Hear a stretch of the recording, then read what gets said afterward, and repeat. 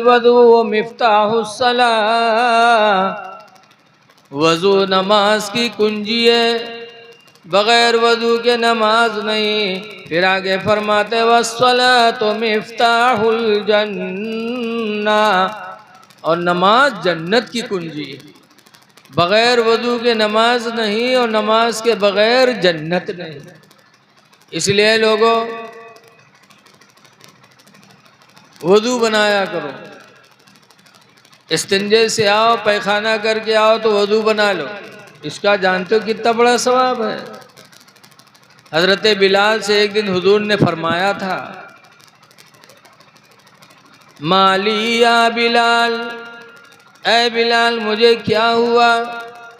कद वजदतु खशखशतका फी, कद वजदतु खशखशतका अमामी फिल जन्नह। ऐ बिलाल, जब मेराज की रात में मैं जन्नत में गया तो अपने आगे तुम्हारे पैरों की खट खट की आवाज मैं पाता था। जरा बोल दो सुभान अल्लाह यार। ऐ बिलाल, जब मेराज की रात में मैं जन्नत में गया तो कहते कद वजदतु खशखशतका, मैं तुम्हारे खट खट की आवाज पाता था। अमामी फिल जन्नह, अपने आगे आगे जन्नत में। ऐ बिलाल, कौन सी नेकी तुम्हारे पास है कि जब मैं जन्नत में गया तो तुम मेरे आगे आगे चल रहे थे। कौन सी नेकी है। तब हज़रत बिलाल ने कहा था, या रसूल अल्लाह, कोई नेकी नहीं है। हाँ, इतना ज़रूर करता हूँ कि जब पाखाना पेशाब करके आता हूँ तो वज़ू बना लेता हूँ, और वज़ू बनाने के बाद 2 रकात नमाज तहियतुल वज़ू पढ़ लेता हूँ, इस खुशी में कि ऐ परवरदिगार, तूने मुझे वज़ू करने की तौफीक अता फरमाई। इसके अलावा कुछ नहीं करता। तो हुज़ूर फरमाते हैं, बिलाल, यही तुम्हारी नेकी है कि इस नेकी की बुनियाद पे तुम जन्नत में मेरे आगे आगे थे।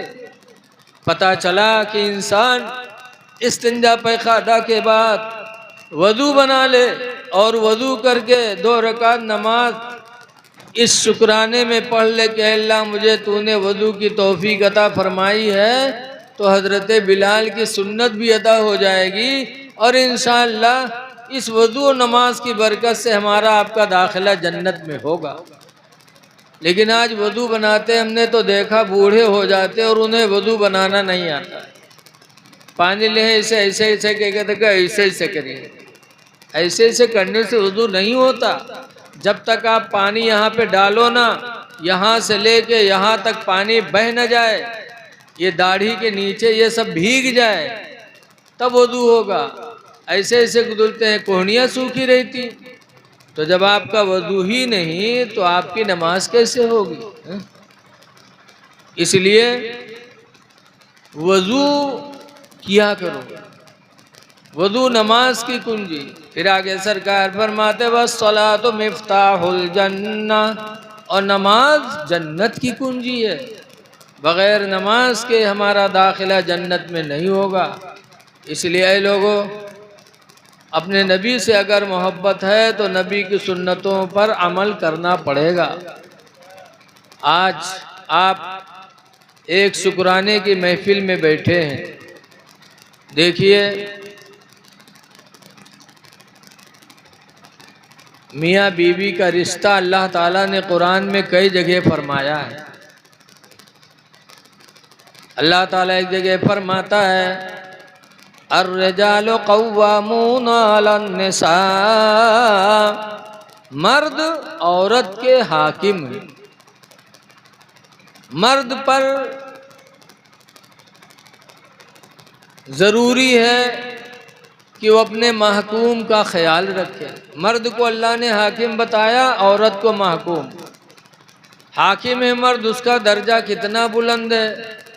हदीस पाक में है कि एक आराबी से सरकार ने फरमाया कि तू ईमान ले आ। तो कहा आप कौन है। तो हुज़ूर ने फरमाया मैं अल्लाह का रसूल हूँ। तो उस गंवार ने कहा कि अगर आप अल्लाह के रसूल हैं ना, तो सामने पेड़ लगा है, इस पेड़ को बुलाओ, अगर आपके बुलाने पर आ जाए तो मैं मान लूँगा कि आप रसूल हो। हुजूर ने इशारा फरमाया पेड़ की तरफ, तो पेड़ हिला और जड़ समेत उखड़ के नबी करीम के पास आया और अपनी शाखों को, टहनियों को नबी के कदमों में झुका दिया।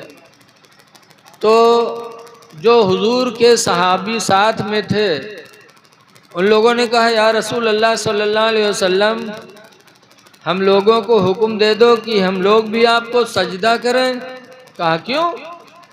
कहा जब पेड़ आपको सजदा कर रहा है तो हम लोगों को तो ज़्यादा हक है कि हम आपको सजदा करें।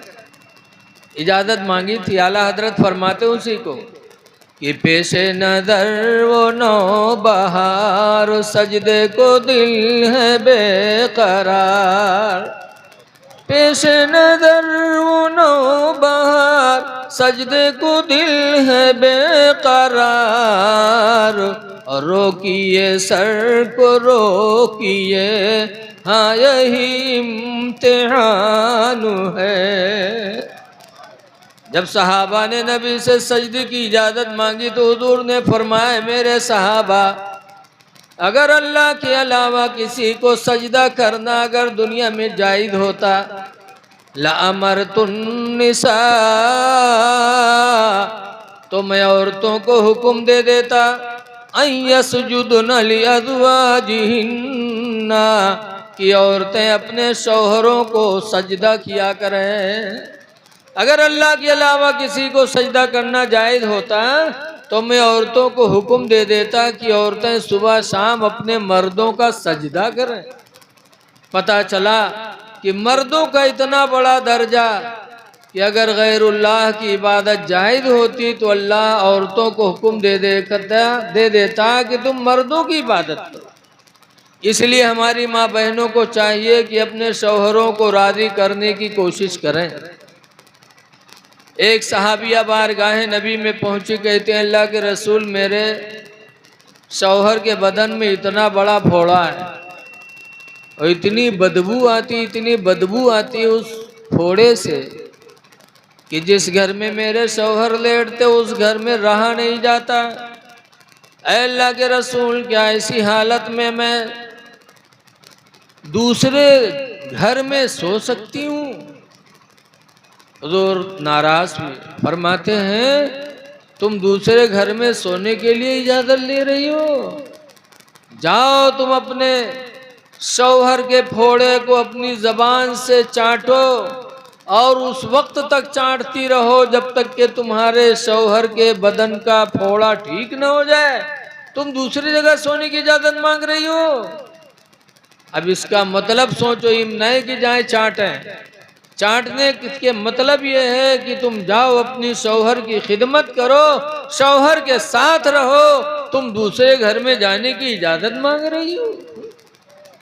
सरकार आगे फरमाते हैं, उम्मे सलामता क़ालत क़ाल रसूलुल्लाह, उम्मे सलमा से रवायत है, फरमाते अल्लाह के नबी ने इरशाद फरमाया,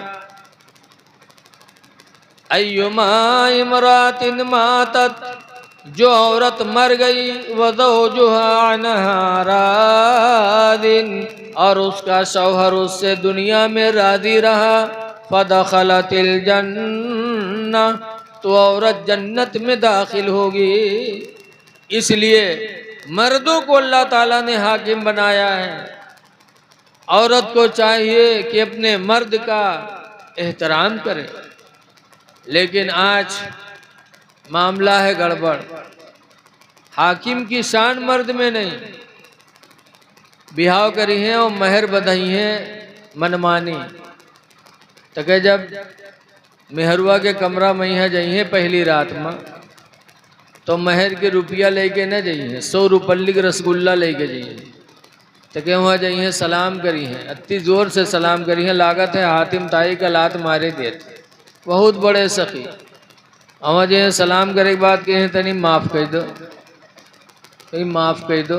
अब वह बेचारी सोचत है, यार लाई मर्द हो, पहली रात में माफ़ी मांगत, काहे माफ़ी मांगत है कि महर माफ़ कर दो। महर माफ़ी मांगते हैं। जो हाकिम होता है वो रियाया से माफ़ी नहीं मांगता। पहली रात में कहते माफ़ कर दो, बहुरतियों जान जाते कि वो मर्द नहीं है। अगर मर्द की शान होती तो पहली मुलाकात में माफ़ी मांगता। हुए से वो सोच लेते ही मर्द नहीं मेहरा है बिका लतियाए रहो। इसीलिए ज़िंदगी भर औरतें लतियाती रहती। अल्लाह ने हाकिम बनाया था और आप महर की माफ़ी मांग करके आपने अपनी इज्जत को खाक में मिला दिया। माफ़ी न मांगो, महर अदा करो। रसूलुल्लाह सल्लल्लाहु अलैहि वसल्लम फरमाते हैं जिसने अपनी बीवी के महर को अदा न किया तो जिंदगी भर गोया उसने जिना किया और क़यामत के दिन मियाँ बीवी दोनों जानी की शक्ल में उठाए जाएंगे। इसलिए अल्लाह ने हाकिम बनाया तो हाकिम का हाकिम की का ख्याल भी करो कि अल्लाह ने मैं हाकिम बनाया। बीवी के हुकूक को पूरा करो। लेकिन बहुत से लोग ऐसे हैं कि सुबह हुए तो मेहरवस के इतनी 10 रुपया हो तो लाओ दे दे, जा अपने अम्मा से इतनी मांग लाओ, अपने मैके से मांग लाओ।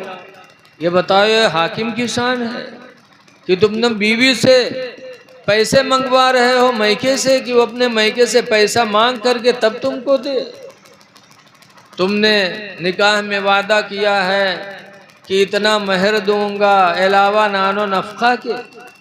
इसलिए ऐ लोगों ऐसी बातें न करो कि बीवी से खर्च मांगो। बहुत से बदतमीज़ तो ऐसे हैं कि नशेड़ी हो जाते तो बीवी का जेवर बेच लेते, बीवी को मारते तब वो मैके से मांग के ला के देती है। तुमने अपने मर्तबे को नहीं समझा, अपना वक़ार नहीं जाना। बीवी के जेवर को न बेचो। अल्लाह ताला ने औरतों के लिए जीनत रखा है और जीनत होती है जेवरों से। इसलिए अल्लाह तौफीक दे तो अब बीवियों को जेवर दो, लेकिन हस्बे हैसियत दो। जीनत ज़रूरी है। रसूलुल्लाह सल्लल्लाहु अलैहि वसल्लम की बीवी हज़रत खदीजतुल कुबरा रदियल्लाहु ताला अन्हा के पास सोने का हार था। जब हज़रत खदीजा की बड़ी लड़की ज़ैनब की शादी अल्लाह के रसूल ने किया तो ज़ैनब की शादी में हज़रत खदीजा ने अपना सोने का हार उतार कर ज़ैनब को पहना दिया था। ज़ैनब को सोने का हार रसूलुल्लाह ने अता फरमाया था। आपसे भी हो सके तो अपने बच्चियों को दो, मेरे नबी ने दिया है। लेकिन ज़माने इस्लाम से पहले ज़ैनब की शादी अबुल आस से हो चुकी थी। जब इस्लाम आया तो ज़ैनब ने कलमा पढ़ लिया, लेकिन ज़ैनब के शौहर ने कलमा नहीं पढ़ा और सरकार का दुश्मन बन गया। सरकार ने फरमाया अबुल आस या तो कलमा पढ़ के मुसलमान हो जाओ और या तो मेरी बेटी ज़ैनब को तलाक दे दो, छोड़ दो। लेकिन इतने सख्त थे वो, उन्होंने कहा सुनो मोहम्मद सल्लल्लाहु अलैहि वसल्लम, कहा ना तो मैं ईमान लाऊंगा और ना तुम्हारी बेटी को छोड़ूंगा। यहाँ तक कि एक जंग में सरकार से लड़ने के लिए भी पहुँच गए।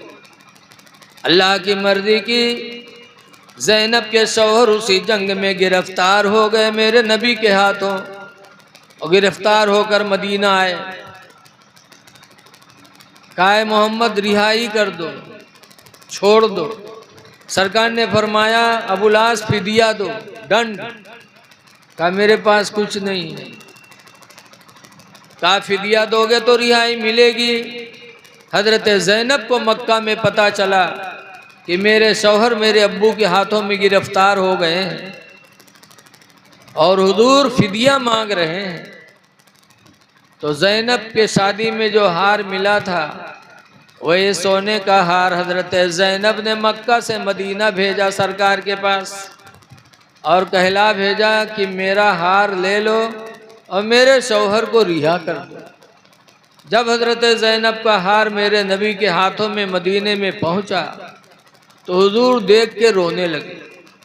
जब रोने लगे तो साहबे किराम ने पूछा अल्लाह के रसूल, हमारे माँ बाप आप पर कुर्बान जाएं, आप इस हार को देख के रो रहे हैं। तो सरकार ने फरमाया मुझे अपनी बीवी खदीजा की याद आ गई। खदीजा का हार था, ज़ैनब की शादी जब किया था मैंने तो खदीजा ने अपना हार ज़ैनब को अता किया था। आज वही हार ज़ैनब ने अपने शौहर की रिहाई के लिए फिदिया में भेजा है। मुझे देखकर खदीजा की याद आई, मैं रो पड़ा। ऐ मेरे सहाबा, अगर तुम लोग चाहो तो ये हार भी वापस कर दो और अबुल आस को ऐसे ही छोड़ दो। सुठियाना के लोग होते तो कहते ना ही बिटिया दामाद के मामला कुछ न चले, फिदिया दें तो आज़ाद होंगे। लेकिन माशाअल्लाह सहाबा कितनी मोहब्बत करते थे नबी से। उन्होंने कहा अल्लाह अल्लाह के रसूल जो करते हैं अच्छा करते हैं। सरकार ने वो हार अबुल आस को दिया, कहा ये हार भी ले जाओ और तुम्हें रिहा किया जा रहा है। जब सरकार ने हार भी दिया, रिहा भी कर दिया, तब अबुल आस के दिल पर असर पड़ा, रोने लगे, कहने लगे ऐ मोहम्मद, खुदा की कसम आप जैसा रहम व करम वाला इंसान मैंने इस रूए ज़मीन पे नहीं देखा कि जिंदगी भर आपकी बुराई किया, आपसे लड़ने के लिए मैदान जंग में आया, आपके हाथों में गिरफ्तार भी हो गया, लेकिन आपके रहम व करम का ये आलम कि आप हार भी वापस कर रहे हो और रिहा भी कर रहे हो। खुदा की कसम मैं दिल से गवाही देता हूँ कि आपकी नबूवत भी सच्ची है, आपकी रिसालत भी सच्ची है। कलमा पढ़ता हूँ ला इलाहा इल्लल्लाह मुहम्मदुर रसूलुल्लाह सल्लल्लाहु अलैहि वसल्लम। मेरे नबी के बड़े दामाद अबुल आस को ईमान की दौलत मिली तो नबी के अखलाक और नबी के रहम की बुनियाद पे मिली।